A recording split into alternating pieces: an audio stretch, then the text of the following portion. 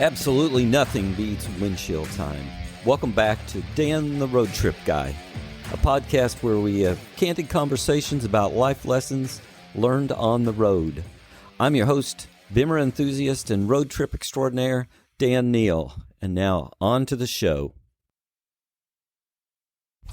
My guest today on the show is Evelyn Barkey and Lauren Neal, and they are coming to us while still in Iceland. So I'm real excited to talk to them about their trip, everything they've done there in Iceland, and any pointers they could give to us folks that want to go there. So welcome to the show, ladies. Thank you. Thank you. Thanks for having us. So most of you know Lauren, so we're gonna focus our intro on Evelyn. And Evelyn, take a couple minutes and tell us who you are, what you do, and where you live, and everything about you. Okay. Hi, I'm Evelyn Barkey. I'm from Ontario, Canada. And Lauren and I met a few years ago, back in 2019, on a trip to Indonesia. And since then, we've been just travel buddies exploring the globe. And we're both full-time photographers. I specialize in elopement photography specifically, which is why we're here in Iceland, actually, because, we spent the last 3 days exploring and adventuring all over the southern part of the island and shooting this couple,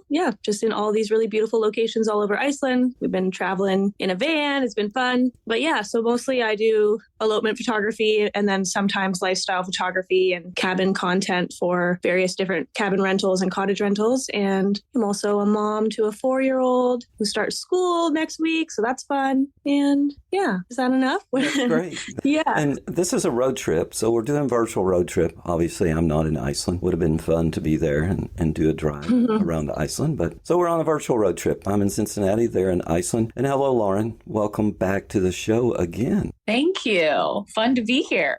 Yeah. So we went to Iceland to do an elopement session. I guess you call it a session, whatever you call that.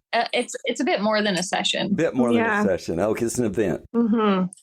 But we traveled around in a van. So that's my first question is, how did that go? What's the, and I know, Evelyn, you've done that before. This was a first for Lauren, our Midwest girl who never really liked camping. So I'm real curious, Evelyn, how she got along. Yeah, I mean, she mentioned being out of her comfort zone a few times, but I think overall she did pretty well. We had a few minor hiccups along the way, and I think she handled it very gracefully. But we had a good time, and I've done it before and kind of knew what I was getting into. I don't know. Would you do it again, Lauren? Would I do it again? I would do it again. I feel like you have to be really, I don't want to necessarily say close to somebody to stay in a van with them, but you have to definitely get along well. I think there needs to be a level of comfort for sure. You're in very close quarters. And we actually had many conversations along the trip about if we noticed any personality traits that were irritating with each other, and we were just like open about those, which was funny. Yeah, it was a pretty rustic experience. Rustic, would you say? Yeah. Now, did you park in like campgrounds or Walmart parking lots, or how'd that work? Yeah, so it's very rural, so there's not a lot of anything out when you get out of the main city that you fly into. So now, I guess in recent years, in the last like 3 or 4 years, Iceland has had so much influx in tourism that they require you to stay at campsites. Whereas on previous visits for me, you could kind of camp wherever you wanted and just wake up there. But now you have to go stay at campsites, which I didn't know if I liked that at first, but it was nice because there was little cafes and showers and things like that, bathrooms. So you do have to go to designated campsites, but there are quite a few of them all over. Yeah. And you do have to pay for said designated campsite. Yeah. So not only are you paying for the camper van, you have to pay again for the campsite, which I didn't love that because you're paying for the camper van to save on the accommodation and be able to travel wherever and stay wherever. But now that's not necessarily a thing. They've capitalized on the tourism industry here. Yeah. Well, sure. Just like we have in America, because of course. Yeah.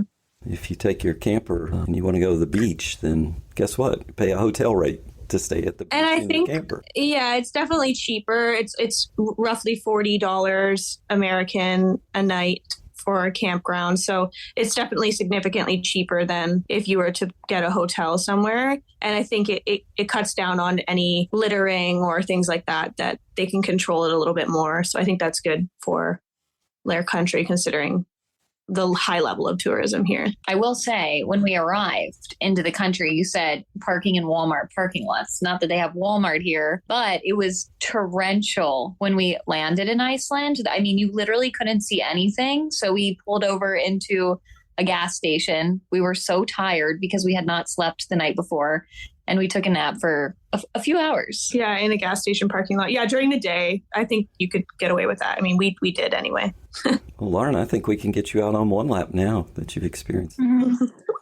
I might need a little recovery period. Yeah, you might. I assume after a few days of traveling in this van, nearly a week, I guess, we have other excursions planned. Or are we parting ways after this and going, this was a fun friendship, but let's do something else?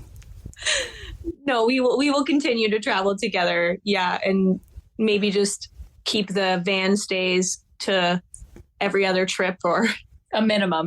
Yeah.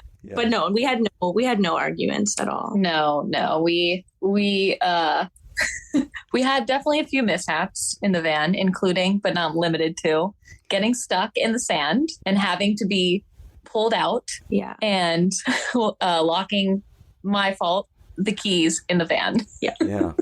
Which we understand is pretty expensive to get undone. Don't do that, seriously. Or it might be worthwhile to bring something to be able to, it would be in the car regardless, actually. True. So true. Yeah. Yeah. Anyways, that was not super fun, but we did meet some fun people when we got stuck. We met some people that we continued to actually see along the road for the rest of the trip. We would pull into a random location hours away and see these two gentlemen that helped us out and just kind of laugh with them about the fact that we kept running into each other. So we had some good encounters that came out of the mishaps too, and some new friends. Good. And then one morning, it wouldn't start or something because I get a text message at like 6 a.m. here. And, looked like we were a little concerned.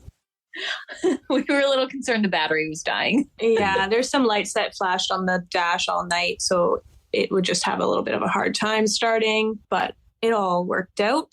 Yeah. That part was, the least of our concerns. Yeah. That's good. Did you fix your own food or did you just eat in restaurants? A mixture of both, yeah. Okay. We tried to use the van came with utensils like a little hot plate, some cookware, but the hot plate it's like a burner, like a propane little stove, and it kind of caught itself on fire and was burning the plastic. I think it might have been a defective. Our van experience, what I would say is make sure you do your research and get a good van and don't get the cheapest one available, because that might have been where we went wrong as well, is that we picked a budget company and the van was very lacking in amenities and it had some quirks. Yeah. That ultimately cost us in the end more than probably just going with the better company. Give any plugs for the van company then? Yep. Yeah. No, none to report here. You were there for an elopement experience. I don't know what you call that, Evelyn. But anyway, did that go well? Yes, actually 10 out of 10 on that.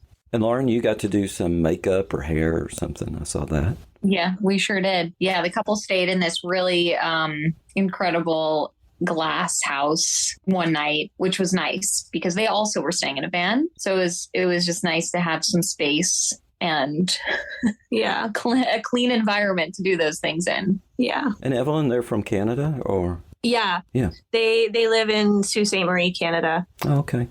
Mm-hmm. And so is it like a 2 or 3 day shoot that you do with them? Yeah, so we arrive and we do some location scouting. So we go to locations that we might be interested in and just plan out what we're going to do on the days that we're shooting. And then we do a mixture of adventuring to different locations, eating food, just kind of following them around as they have fun and stop for lunch and stop for ice cream and then go for a hike and kind of all while in her wedding dress. And then they exchange their vows the following day on the top of a cliff overlooking the ocean. And we just kind of capture all of that and hang out with them. And so I assume we listened to a lot of Walter Mitty soundtrack tunes. We sure did. We did. We listened, I think, to the whole album. Multiple At times. least once. Yes, multiple times. And did you feel like Walter Mitty? No. I think when Walter Mitty came, it wasn't as touristy. So we tried to channel the Walter Mitty vibes, but... Now, were you near the volcano? People kept asking me, because they knew knew you're in Iceland and they're like, oh, did they see the volcano? We didn't go to it, but this morning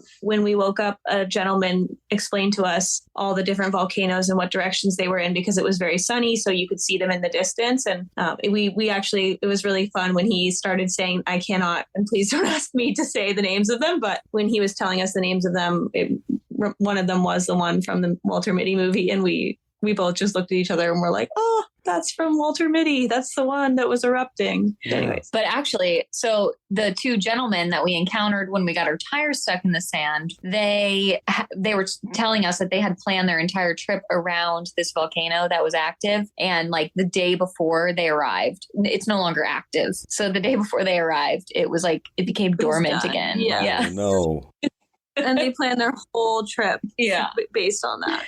So we could have gone to see it, but it's no longer. It's just kind of smoking now. It's not, there's no lava coming out. Yeah, I've never seen a volcano erupting. Neither. So that would be interesting. Well, next time you go, maybe you go when it is erupting and you can strap yourself on a plane and take pictures of it, right? There we go. There's a thought. Yep.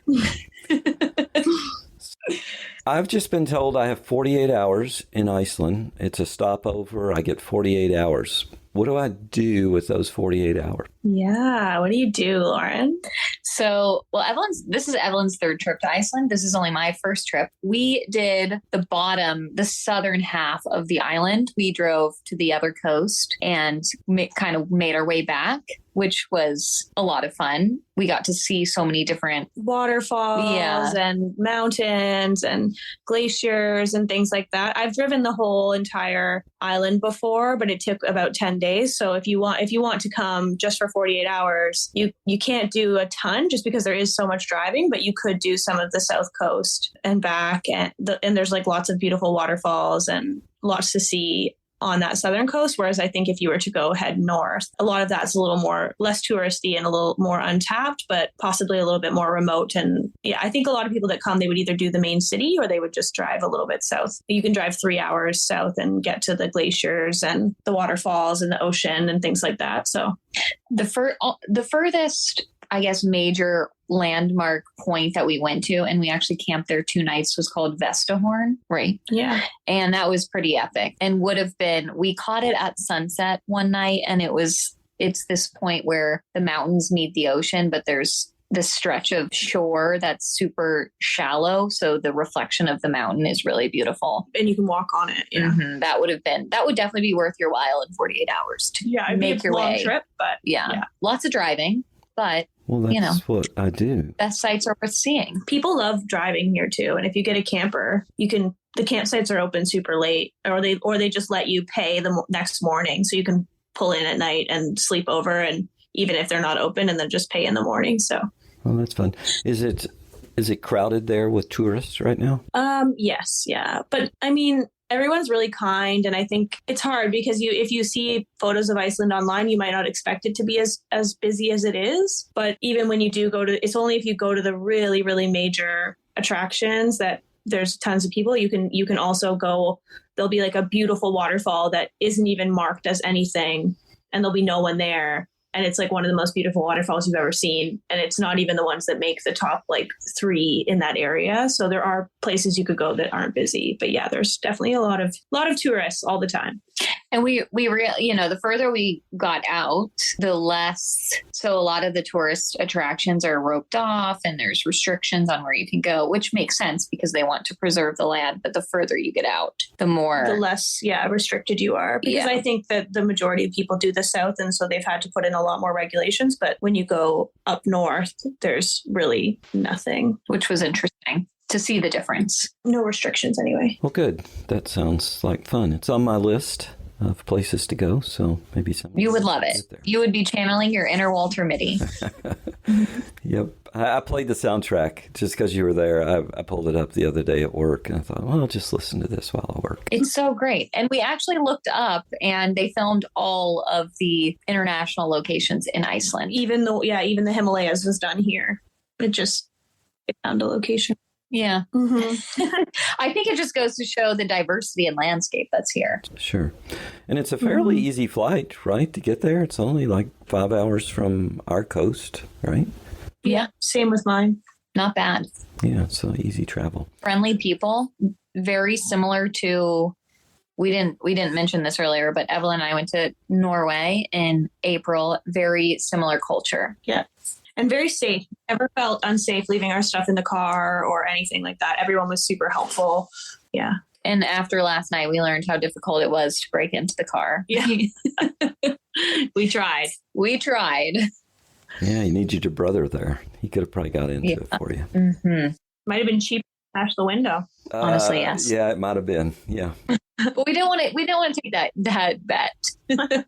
Yeah, so we're not going to talk about that. And we learned lessons there, of course. When you get out of a car, make sure you have the keys or leave the door open, whatever. It's just those life lessons you learn on the road. Exactly. In good company. Yeah, and you know what? Can't let that spoil a trip. Was the weather, I know it was raining when you got there. Did the weather clear and get nice? It rained and was windy most of the trip. Today is actually our first really nice day, and it's our last day. It's sunny and warm-ish. But yeah, 2 of the nights that we stayed in Vestahorn, the wind was so loud, it kind of kept us up all night. Yeah, and the car was shaking from side to side, the van. And it was interesting. Yeah, not the best weather, but kind of expected for Iceland. I don't know if you're selling me on this van life or not. After those Airbnbs you stayed in Norway, it's kind of like, yeah, that's my ticket, I think. Yeah. But it's character building. It gets you out of your comfort zone. You see life in a different way. And honestly, I don't mind it. Yeah. I mean, overall, I would do it again. Okay. Very good. Well, that's good to know. So let me ask you a question here for each of you. What's one thing that's on your bucket list? You have to do, I usually like to say, before you leave planet Earth. What's that one thing that you guys are young, you still got lots of things on your bucket list probably, but what's one in particular that just jumps out at you that I have to do this? I'm trying to think what Lauren's thinking. Are you thinking India? Oh. We talked about doing a trip to India and getting out of our comfort zone and doing something like that. Mm-hmm. Okay. That would be, India's high on my list. And somebody recommended that Evelyn and I travel to all the countries that start with I together, since we've now been to Indonesia and Iceland. Okay. So India would fit the mold. That's good. But right? yeah, what do you want to do? I think my bucket list, so Nepal has always been high on my list, the Himalayas, and both of you all already know this, but I really want to do a motorcycle tour through Nepal. Yes. Someday. You must do that. I will do it. Yeah, you should definitely do that. That's cool. I'm not sure what mine is, but yeah. What's a country that you've been?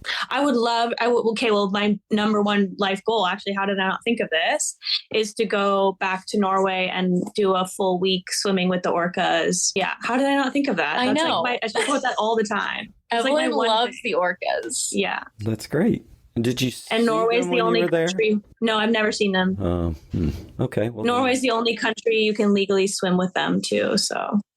Well, then you have to go back. Yeah. And Norway is one of those places where I would absolutely go back to. Now, did you all have a trip planned during COVID that got canceled? I can't remember. Yes. Yes. To Morocco. Morocco. Yes. Yeah. We're not sure if that one will ever Happen. Yeah. Probably not. There's too many places to go. Not enough time or money. Yeah. Specifically money. Specifically money. Money. That's right. Mm-hmm. But it's been fun.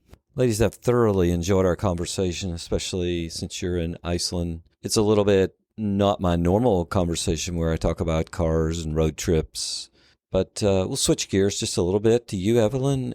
I know what Lauren's answer is, and I'll ask you, what was your very first street car? My first car was a Volkswagen Jetta. Yeah. Okay. It's not what I would have wanted, but it was what I could afford on my own paycheck. Okay. And then I quickly replaced it with a Jeep, and I've never had anything but a Jeep since. Oh, Jeep Wrangler or Cherokee? Yeah, I had a TJ before the Wranglers were a thing, and then I guess they were a thing then, 2007. But then no, I always Wranglers. I have a Gladiator right now. Okay. Jeep Gladiator. Oh, we should mention, speaking of cars, I would like to mention the van was manual, and Evelyn drove it the whole time. Nice. Very good. Yeah. Most people don't know how to drive a manual. I taught myself on that Volkswagen Jetta because I wanted it because it was cheap. So I was like, I don't know how to drive this, but I'm going to buy it and I'm going to learn. Yeah, figure it out. Yeah. That's your car. Now, an epic road trip that you've had in your life, one that just stands out to you. Oh boy. I can't even think about, I mean, I've only really done a few road trips where I sleep in the car, which would be like out east in Canada, but I didn't love that. That was very boring. I did a very like therapeutic road trip to Virginia once from where I live with my dog. And like nothing noteworthy or mentionable happened, but it was just like a good time in my life, I guess. But I haven't done a lot of like road tripping, to be honest with you. Yeah. Have you been to the U.S. much? Oh, yeah, a lot. Oh, okay. Yeah. Okay. Yeah.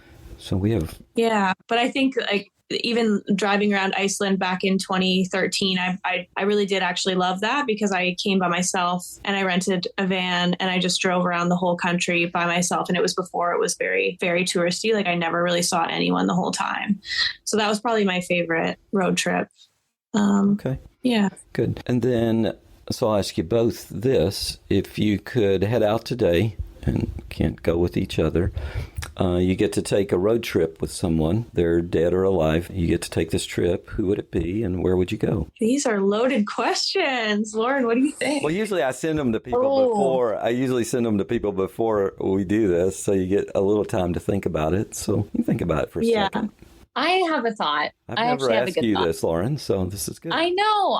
I'm thinking about it, and I think I would take Mima Wright, my grandma. Yeah. Take her around. She had dreams of living in a van. She loved to travel, right? Am I right? She did. I think she would be a blast to have, and it would just be, I don't know, that's a fun. Good one. Yeah, I think that's where the lineage of travel love comes from. Okay, love it. Yeah. Would you agree, Dad? I would totally agree. And you would need to have plenty of time because I always said about her, she would stop and check everything out along the way. So if she went to Iceland with you, you would probably need about a month because it would not be a fast-paced trip. But honestly, I'd need to take her and Mom. Exactly.